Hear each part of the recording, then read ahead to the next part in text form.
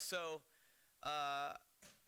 last week, Rory was in John chapter 5, and we have, home groups, and Rory wrote some questions for our home groups, and we were going through on our home group on Monday night, and we came up to one of the questions that was about the Lord's Day.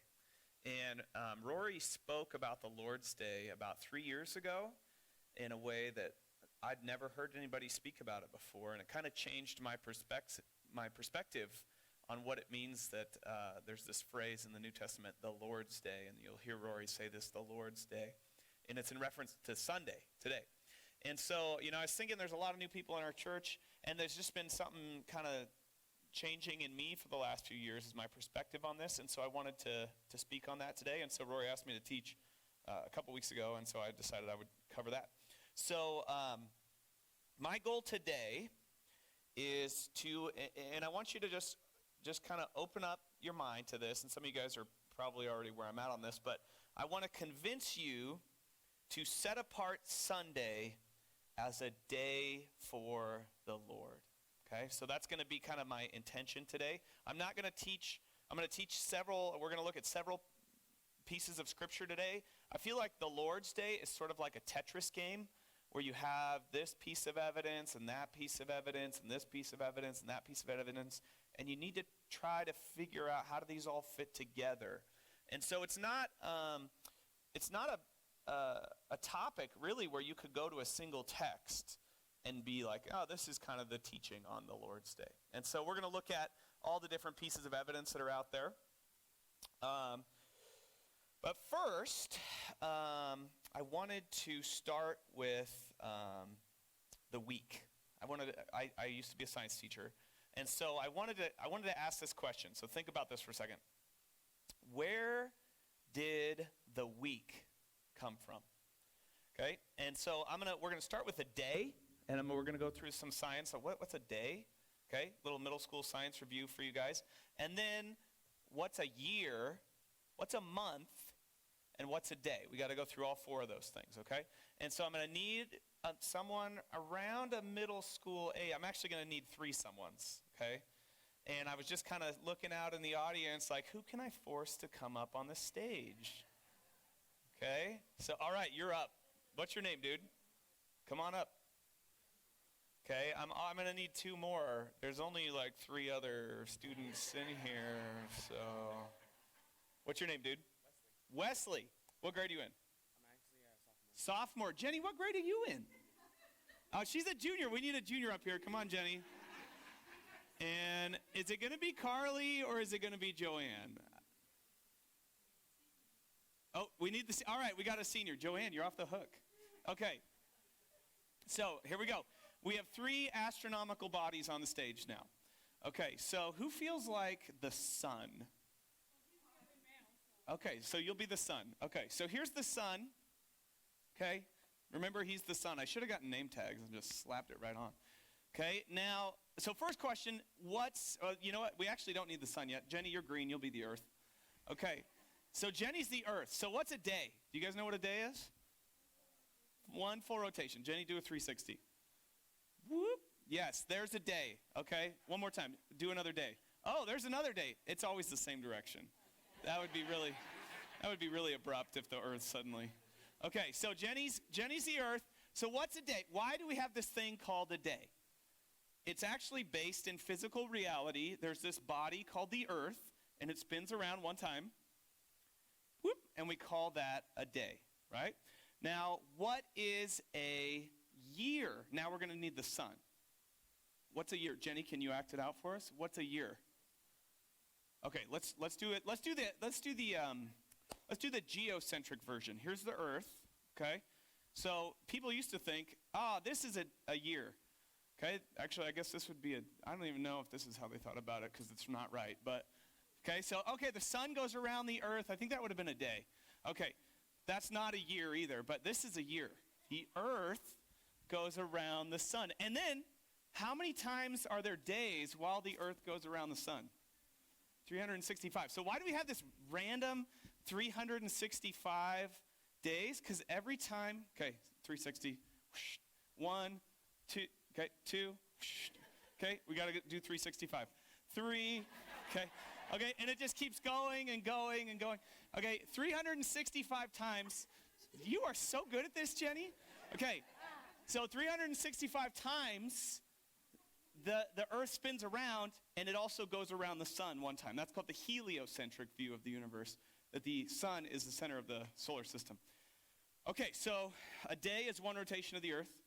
Okay, you got to use the right words here. Yeah, rotation, revolution. I don't remember. I don't teach middle school science anymore. Okay, a year is how many times until the sun goes around, or the earth goes around the sun. Okay, how about a month? This is what the moon is here for. Okay, now it's going to get complicated. Come here, moon. All right, so the moon, so here we go, one day. Okay, and in one day, the moon goes about, now this is really something that should make you believe in God. I apologize, I don't know you that well. The moon always faces the earth. You've never seen the backside of the moon, okay? Because a few guys have in a spaceship one time, but the moon, as the moon rotates around the earth, the moon rotates on its axis, and so the moon always faces the earth. Isn't that interesting? I'm pretty sure God did that for a reason. I'm not sure what it is. Probably has something to do with the tides or something. So, guess how many days it takes the moon, how many earth days it takes the moon to go around the earth? I know. This girl knows. It's like 27.8. It's like 27, I think it's 27, it's either 27.5 or 28.5 or 29.5, one of those. Yeah. So, there you go. See, this kid's got a good science teacher. So, let's put it all together now, okay? Jenny, flip. Moon, one step. So she's going to do about 28 steps, okay? Now, Jenny, you also got to step around the sun. Keep going, keep going, keep going. There we go. Moon, you got to wrap around there, Moon. Okay. Everybody clap for him. Okay, so now we know why there's a day, why there's a month, why there's a year. You guys can go sit down. Thank you. Anybody know why there's a week? It's like in terms of the solar system, there is no reason for a 7-day week. Okay? Why isn't there a 10-day week? Why isn't there a 14-day week? Why not a base 6? You know, like 360 is really divisible by base 6. Why not a 6-day week? It's totally arbitrary. And if you Google it, where did the week come from? Guess where it came from? Early human existence, okay? Now, I love this kind of thing because you just can't get around it if you don't believe in God or you don't think the Bible's inspired. The same kind of thing, this sort of like multicultural, all over the world, everybody kind of does the same thing. It also exists for flood legends. So go ahead and put that picture up for flood legends. So this is a little chart of flood legends around the earth. Flood legends, did I say that right?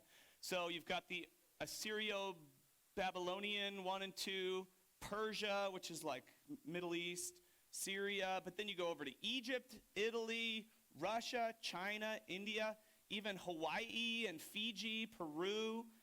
Everywhere all over the earth, there's a flood legend. And if you look at kind of the ones that are all the same in the middle, the green box means that the idea is represented. So, I'm going to start like third one down. There's a favored family. Most flood legends around the globe, there's a favored family. There's a lot of times there's divine destruction. There's an ark provided. Destruction by water. Humans are saved. Universal destruction. You see all those lines? All those things are found within basically every flood legend around the world. How do you get all these different cultures that live in totally different parts of the world to all have the same basic story? I guess I'm expecting you to answer, but this isn't high school. You can get rid of that now. So the simplest answer is usually the best answer. And how do you get that? You start with the story, and then you start spreading around the earth. Okay? So the first people, before they spread all over the earth, they already had that story, right? Same idea with the 7-day week. Why do people all over the world have a 7-day week? Because the first people had a 7-day week. And they took that 7-day week with them all around the world as they populated the earth. And so I personally, because of my worldview, would argue that there's a 7-day week because God created the earth in 7 days. And that story was with the first humans, and it spread all over the earth. Okay? Now, as Christians, we believe this. I'm going to read to you Exodus 28 through 11. This comes out of the 10 Commandments. And so here we go. Where did the week come from? This is my first point I was trying to get at. Remember the Sabbath day to keep it holy. Keep going. 6 days you shall labor and do all your work, but the seventh day is a Sabbath of the Lord your God. In it you shall do no work. You nor your son, nor your daughter, nor your male servant, nor your female servant, nor your cattle, nor your stranger who is within your gates. For in 6 days the Lord made the heavens and the earth, the sea and all that is in them, and rested the seventh day. Therefore the Lord blessed the Sabbath day and hallowed it, or another translation is, and made it holy. Okay? And holiness is just like set apart. Okay? And so, as I'm making the case that like Sunday is a day you should set apart for the Lord, you need to consider where the week came from to begin with. You know, an argument that someone could make that you don't need to treat Sunday as a special day comes from the idea that, the Sabbath is a Jewish thing, like not eating pork, and you can eat pork now because Jesus fulfilled the law, so you don't have to worry about the Sabbath either. And that's like, you need to consider that idea. You need, as you form your own opinion about the Sabbath, you need to really weigh the arguments and make up your own mind about it. And so I have weighed the arguments, and I don't find that appealing. Just to give you a little bit of a sense why, there are certain laws in the Old Testament that are called ceremonial laws, like having your child circumcised, not eating pork. And then there are certain laws in the Old Testament that seem to be more permanent, okay? And I would argue that all 10 commandments are like permanent moral laws. Now, there's no place in the New Testament where it's just clear there are moral laws, there are ceremonial laws, but it's sort of something that you can reason through and build a theology on. So bring up the 10 Commandments. I've got a picture of the 10 Commandments. This is an actual picture of the 10 Commandments any second now. They found the tablets just recently in Israel. Maybe they did. Yeah, there they are, okay? And this is how they were written, okay? There were 4 commandments on one tablet, and there were 6 commandments on the other tablet. Okay, and this is Moses, and he comes down from the mountain, and then I think he breaks them. So the first 4 are about your relationship with God, and the last 6 are your relationship with other humans. And so, they asked Jesus, what's the most important commandment? And he summed them up kind of in 2, one for the God tablet, one for the man tablet. Love God with all your heart, and love your neighbor.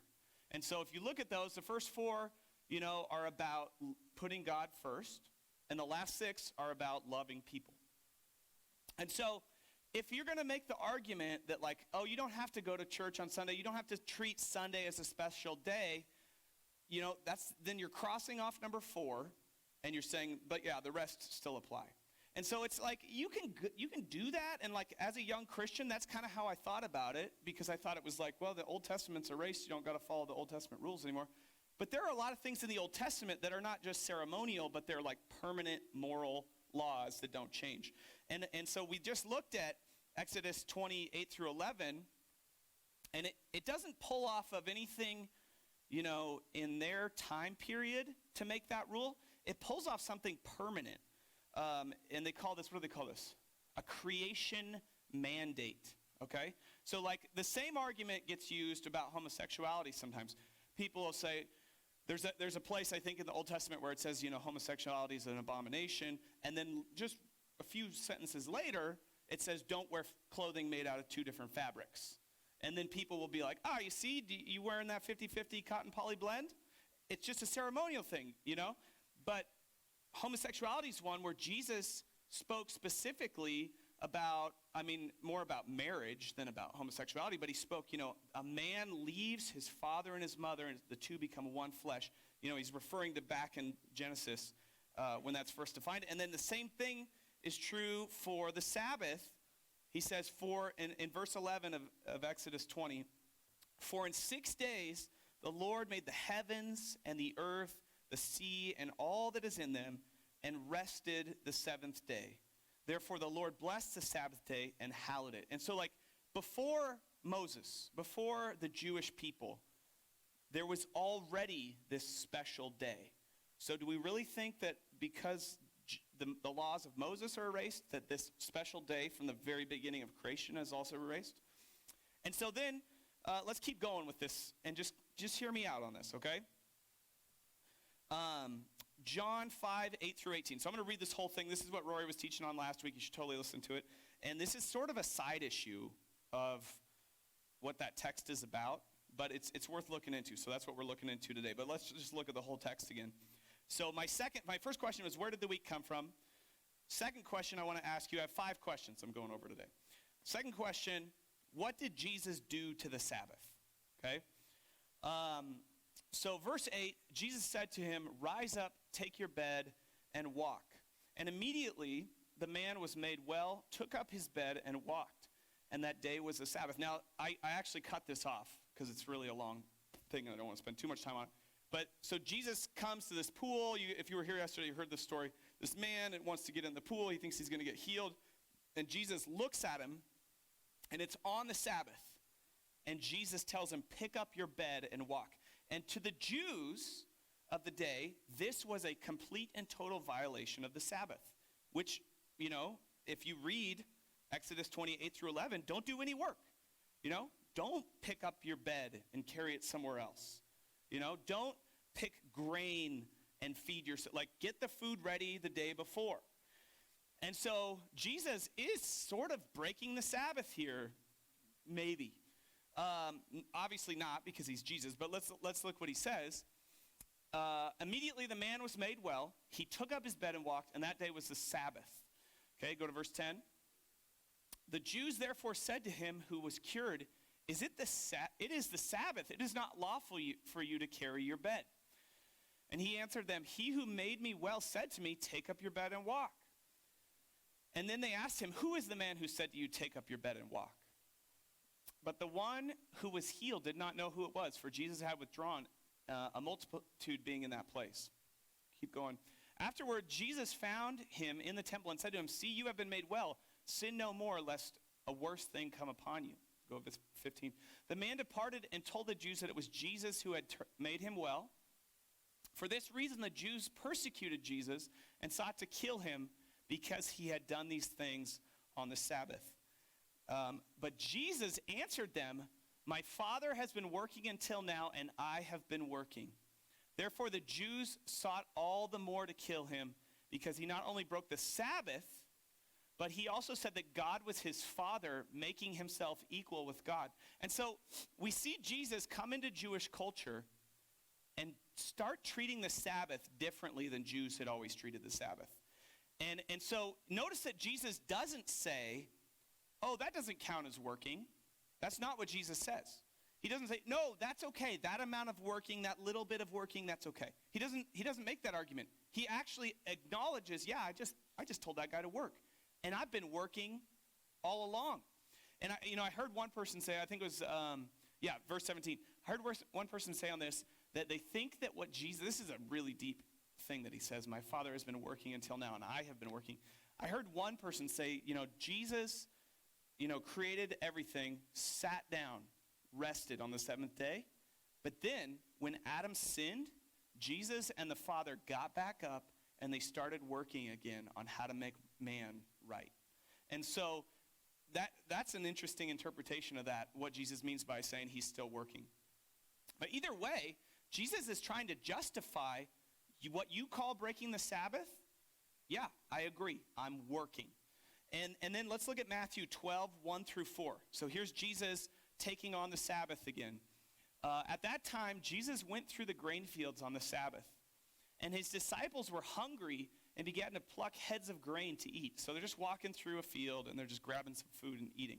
And to us in American culture, that just seems like, come on, you know? But in that culture, that was work. And that culture had been established by the Old Testament rules. And when the Pharisees saw it, they said to him, look, your disciples are doing what is not lawful to do on the Sabbath.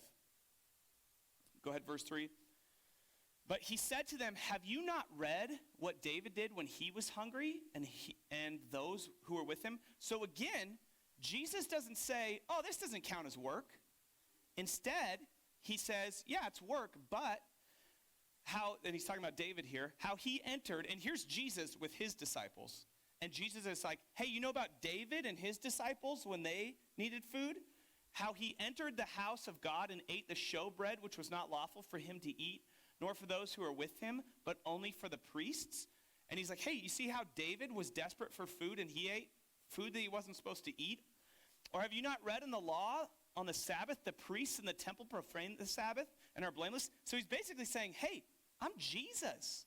I'm a bigger deal than David.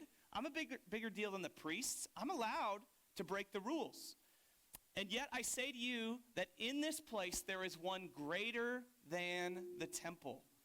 Okay? And Jesus, in the last one, Jesus says, you know, my Father and I have been working until now. And you notice that the Jews are going to kill him because he breaks the Sabbath and he brings himself up to this place where he's equal with God. And so all wrapped up in Jesus' right to break the Sabbath is the fact that Jesus is God.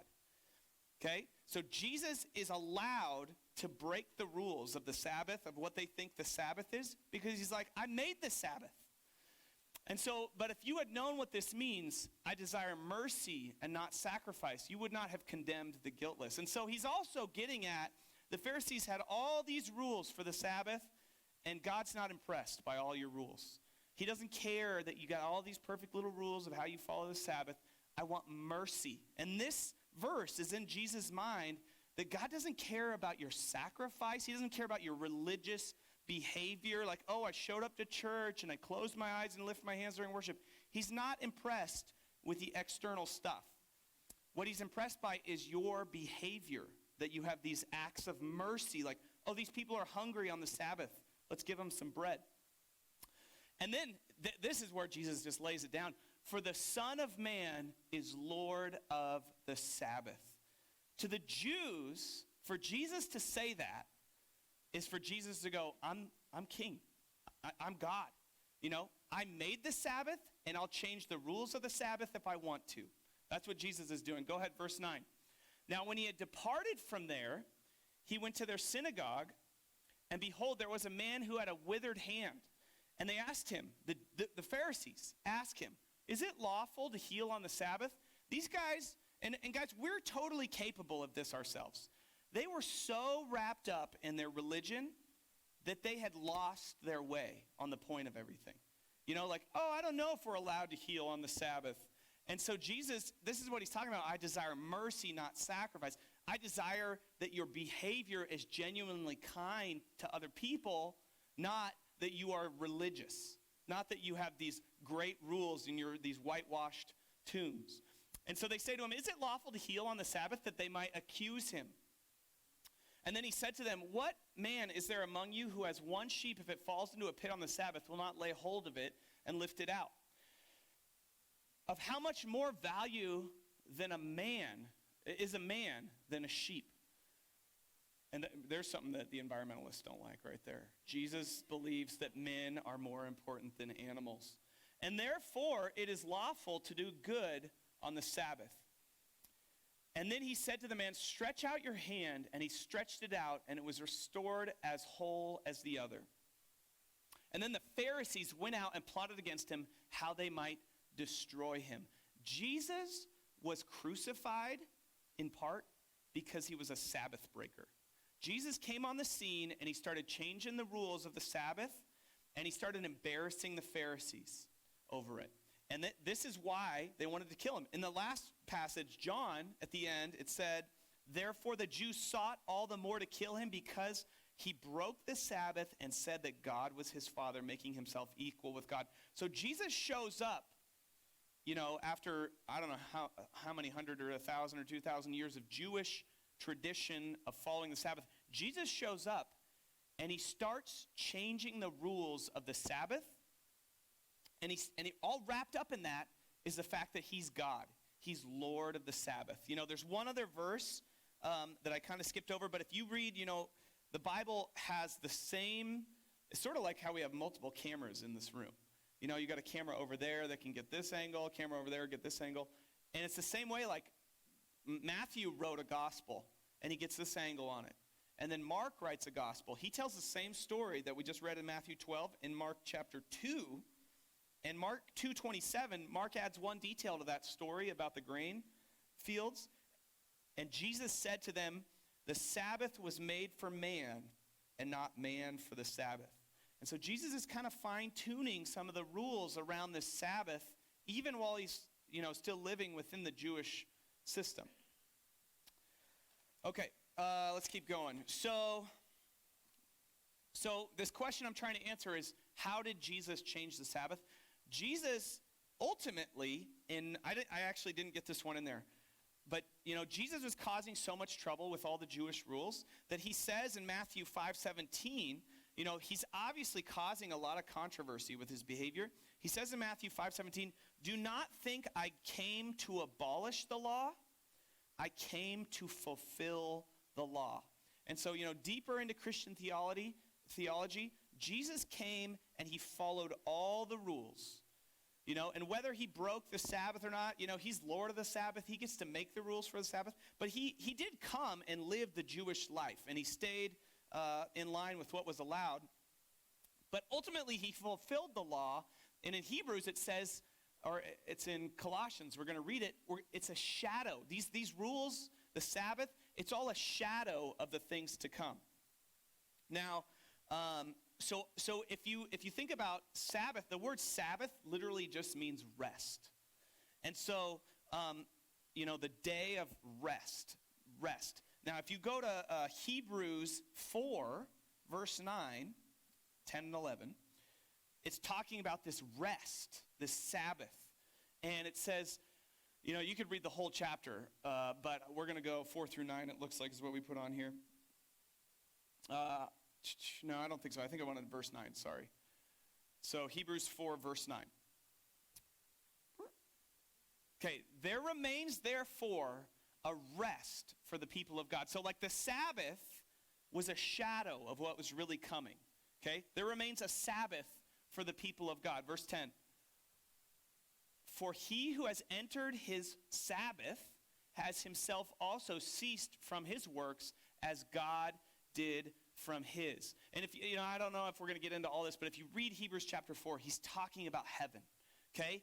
And then go to verse 11.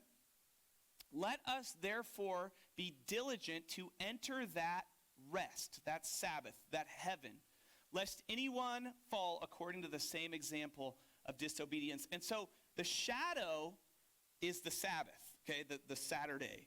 But the real rest is what we're going to have in heaven. God worked, a day is seeing the sun and then not seeing the sun, seeing the sun, then not seeing the sun. In heaven, God himself is the light. The Jesus, or not Jesus and the Lamb, what is it?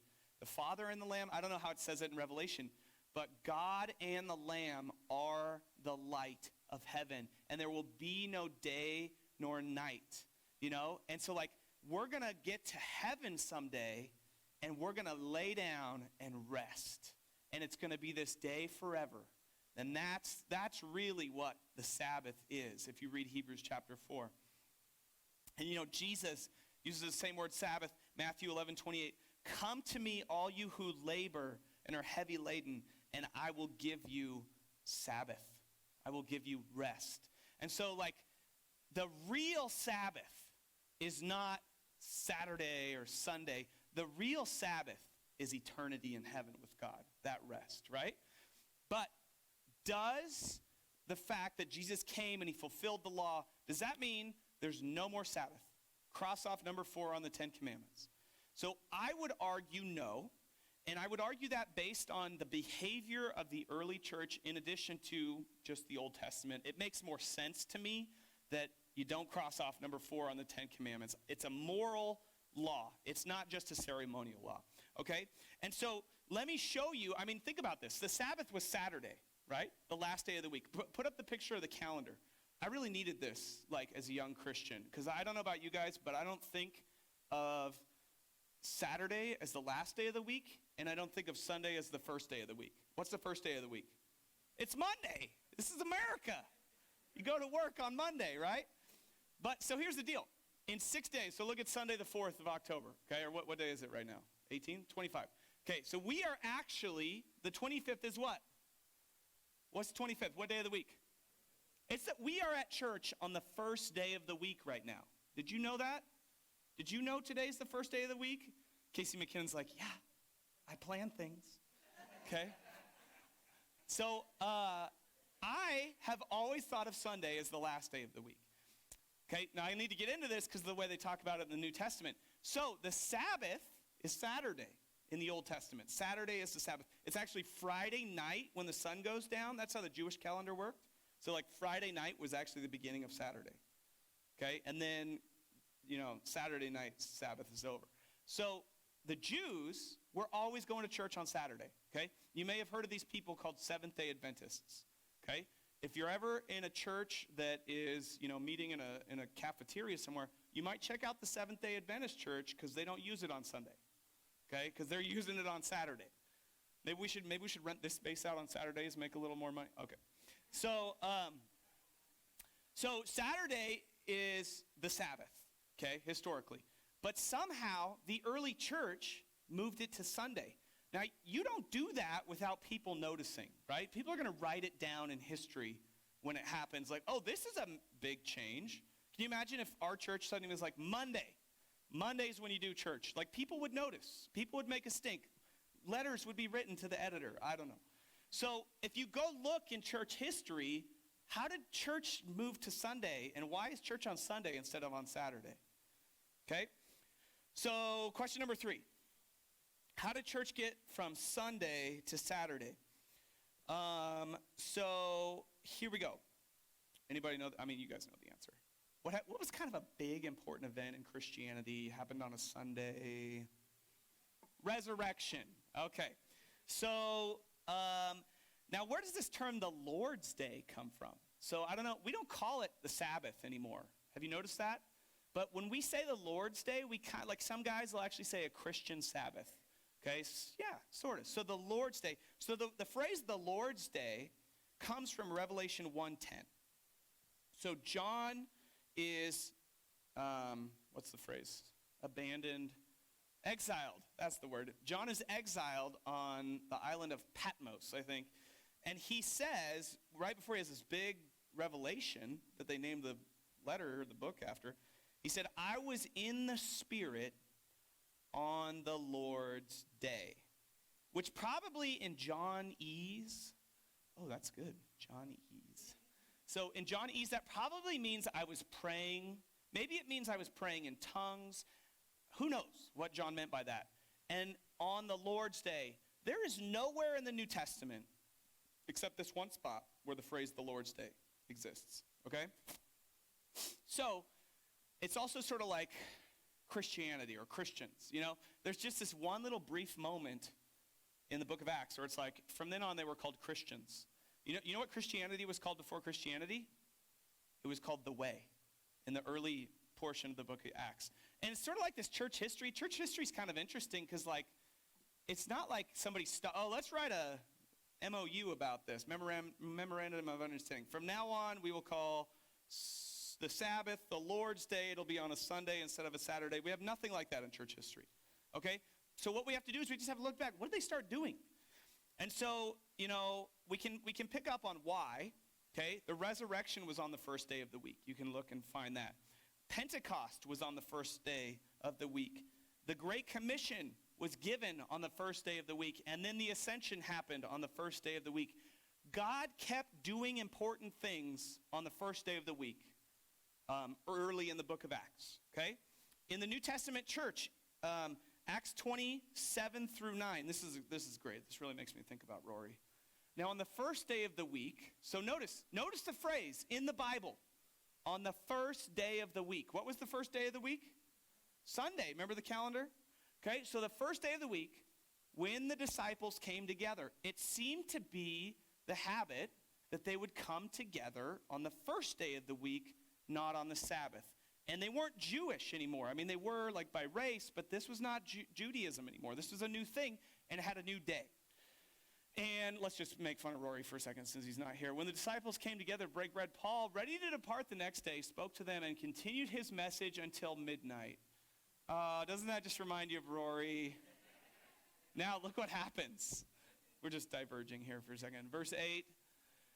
There were many lamps in the upper room where they were gathered together. I don't know what the lamps part has to do with anything. And in a window sat a certain young man named Eutychus, who was sinking into a deep sleep. Have you ever seen some of the people up in the balcony? You know, you guys don't see them, but I'm just kidding. And he was overcome by sleep. And Paul continued speaking. And he fell down from the third story and was taken up dead. Oh my gosh. We shouldn't let people sit in the balcony anymore if they're going to fall asleep. So, don't worry, he gets healed. But can I just say a couple things about this? You know, Rory has a tendency, like I listened to Rory's teachings on the Sabbath again, or on the Lord's Day again, that were from about 3 years ago. I'm going to post those today with the questions for home group. And I think the first one was an hour and 10 minutes long. You know what, though? So was Paul, you know? Seriously, guys, what kind of church do you want to be a part of? Do you want to be a part of a church that has a 20-minute sermon and we all get like a little drip of milk on our mouth and then we go home? Or do you want to be a part of a church where the pastor brings out some steak every Sunday, you know?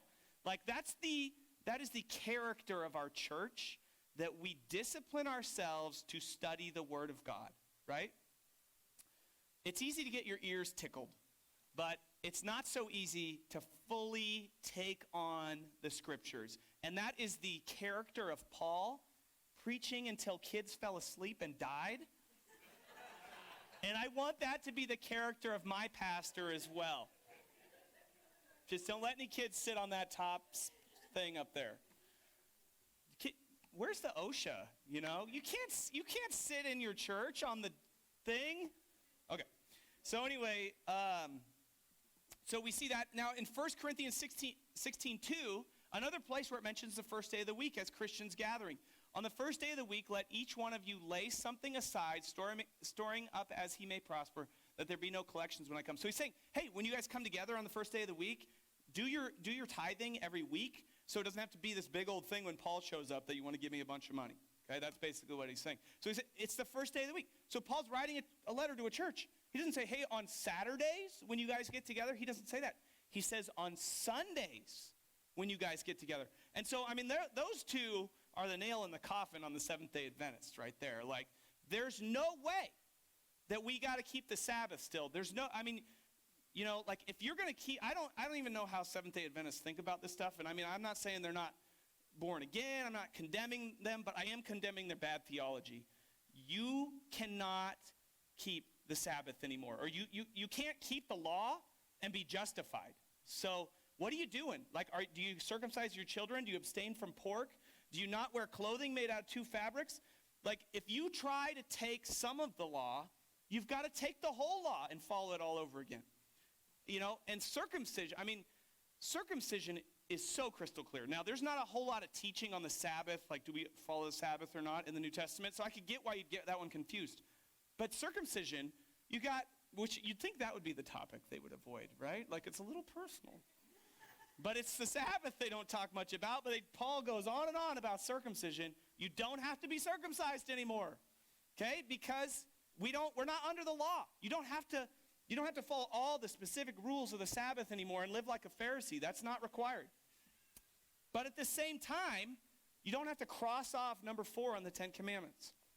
Now, we also see the early church continue to do this, okay? And so we've got some evidence from the New Testament that they started meeting on Sundays instead of Saturdays. But also, I just learned this word today, or yesterday, the didache. I just spelled it out for myself here, didache. So the didache, in case you didn't know, because I didn't, is an early document, historical document, wasn't put into scripture, but it was written by, the early church. And they said in the didache, which was, right around the same time John wrote Revelation, but every Lord's Day, do ye gather yourselves, they spoke in Old English back then. No, it was in Greek. Together and break bread and give thanks. This phrase, breaking bread, it's actually referring to communion. This is what they called communion, breaking bread. They didn't just have a little wafer and a little shot glass of grape juice. They had a full-blown meal. And break bread and give thanks and confess your sins that your sacrifice may be pure. So like the Lord's Day, they were doing it. They called it the Lord's Day. Okay, go to the next source, Ignatius. Ignatius is an early Christian who was a disciple of John. And so AD 110, John died around 90. Ignatius wrote this in AD 110.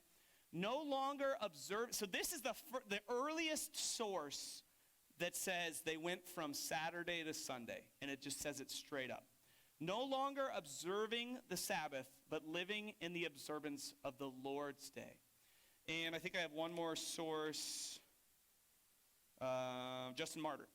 Okay, another early Christian, this is like 150 AD. Sunday is the day, I kind of took chunks and put it together. Sunday is the day on which we hold our assembly because it is the day Jesus Christ, our Savior, rose from the dead.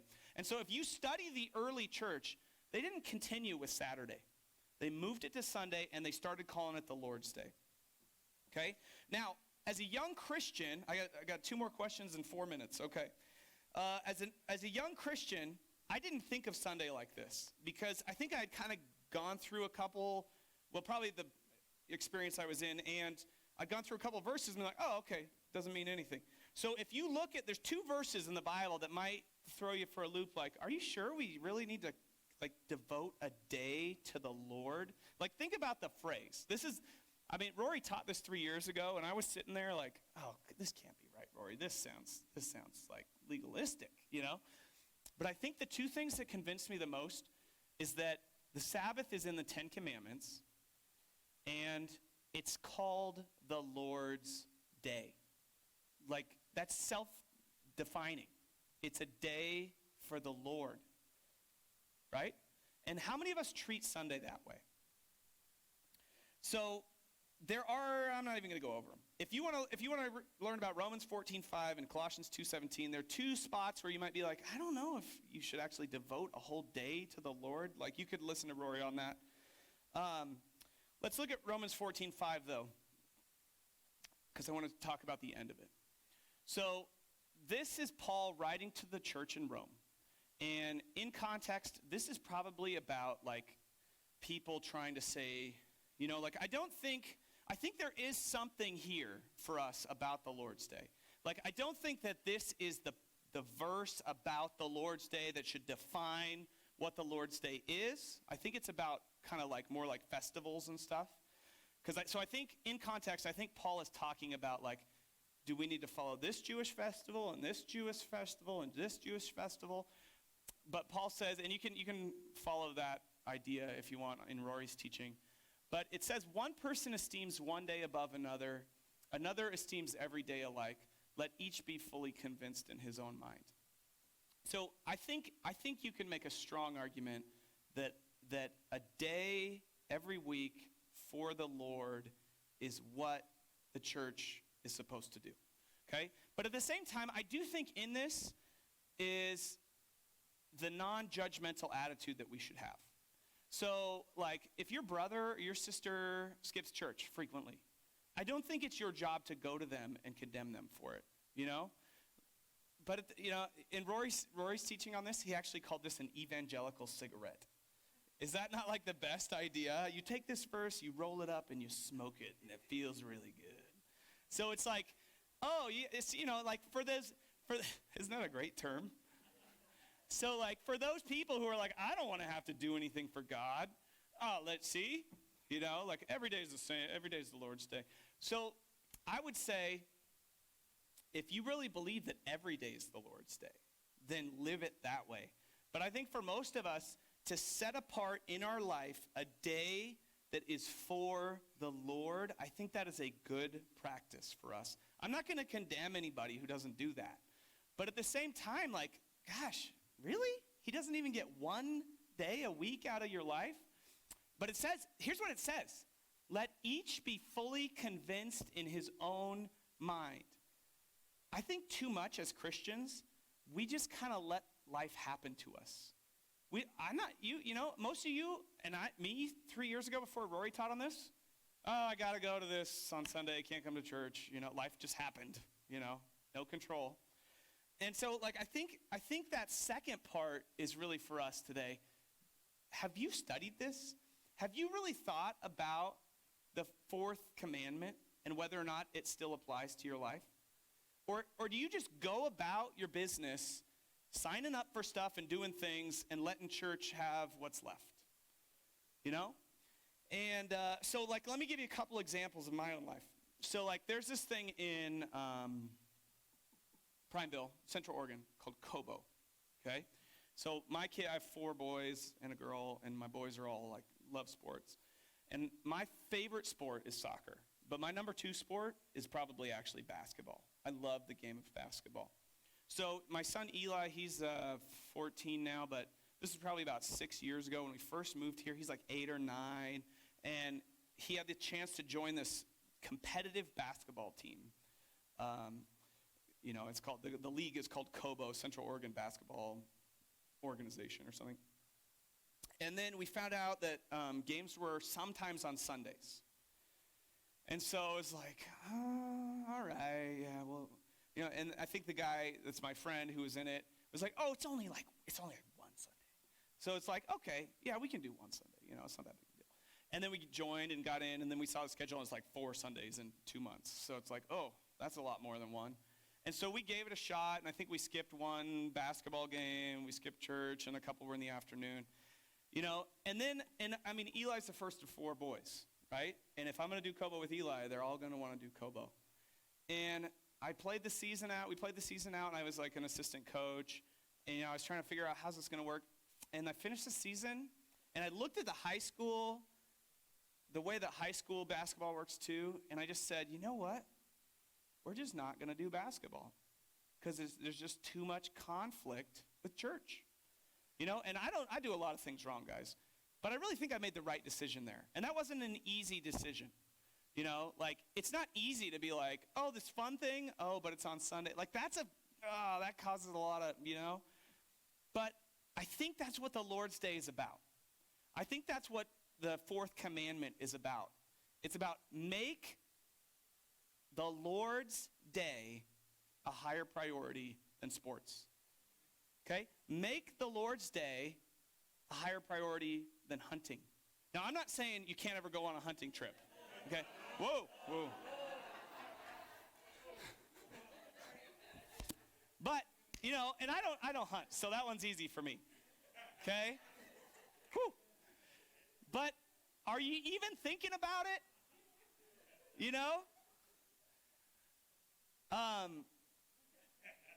Change topics.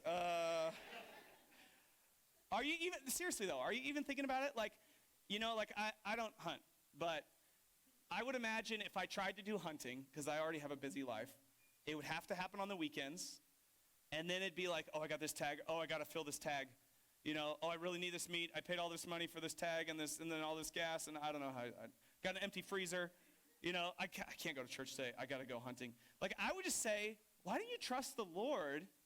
I'm not saying don't ever go hunting on a Sunday, right? Rory's gone. Way to go, Rory, skipping church when I'm teaching about the Lord's Day.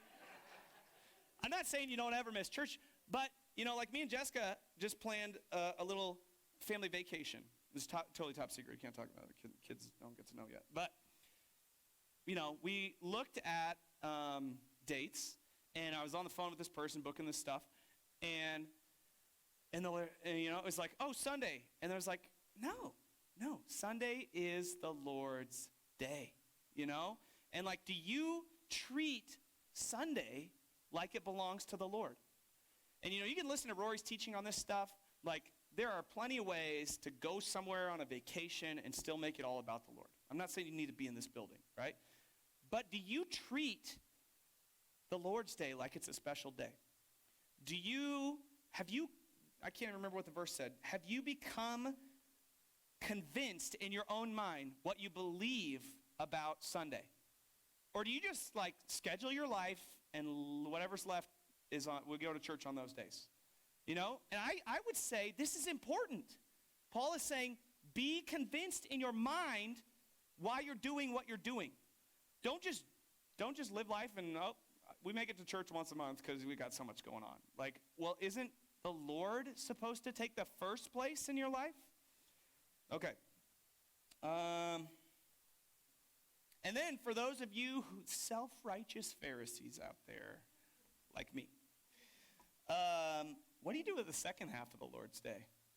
There's a question. There's the question that I need to answer, okay? Because like, I'm so tired. The live stream didn't work. It's 1 o'clock. I finally got home. I'm just going to lay here and watch Netflix. That's not really, I don't think that's really what the Lord's Day is about, you know? And so like that's for me today. Maybe that's for you. I would encourage you, if this message was meaningful to you, to go. I'm going to put on Facebook the questions for home groups. And then I'm also going to put a link to Rory's 2 teachings on the Lord's Day from about 3 years ago. I'm going to encourage you, go and listen to those if you need to be fully convinced in your own mind. He gives a lot of specifics, a lot of specific ideas. And I think, guys, there's just so much grace. This is not a legalistic thing where, we're going to be keeping attendance at church. Like, that's not at all what we're about around here, And, like, I don't even really know. Like, somebody asked me, hey, have you seen this person? I don't know. I'm just running around trying to get the cameras to work every Sunday. Like, we are not keeping track, right? But between you and God, So, anyway, worship team, come back up. And let's pray for a while we wait for Adam to show up. Hey, there he is. All right. Lord, God, we just want to have a biblical perspective on Sundays. And God, we just want our lives to be devoted to you. It's not like one day is even enough, God. But we want to put Sunday in its proper place in our lives. And so, God, would you speak to us this coming week? God, would you move in the hearts of your people to go and listen to that hour and 10-minute sermon from Rory about the Lord's Day from 3 years ago? Would you move in the hearts and the minds of the people in our church that they'd want to be fully convinced in their own mind what Sunday's right place is? And God, would you use this simple message to draw people closer to you, to stir up the body of Christ in Prineville at Calvary Chapel, to be using their gifts properly in the church, and to be devoting themselves rightly to you. God, I pray anything that I said that was just wrong would just disappear, fall away, and be forgotten. God, any way that I've taken your word incorrectly, God, just erase that. And God, but the way in which there is truth in your word, God, that wants to correct us this morning, let us be corrected by you, God. Let us be willing to hear what you would say to us about Sunday's proper place in our lives. God, let us be, if we were supposed to live like not even, doing certain things on Sundays and being much more, specific about what the day is for, Lord, let us be willing to embrace that. God, give us a heart that we would desire to put you first and to obey you and to make what you say the priority. God, only by your Spirit do we come into a place of desiring to be compliant and obedient to you. So God, work in this body through this message, God, and be glorified by the church in Prineville. In Jesus' name, amen. Go ahead, Al.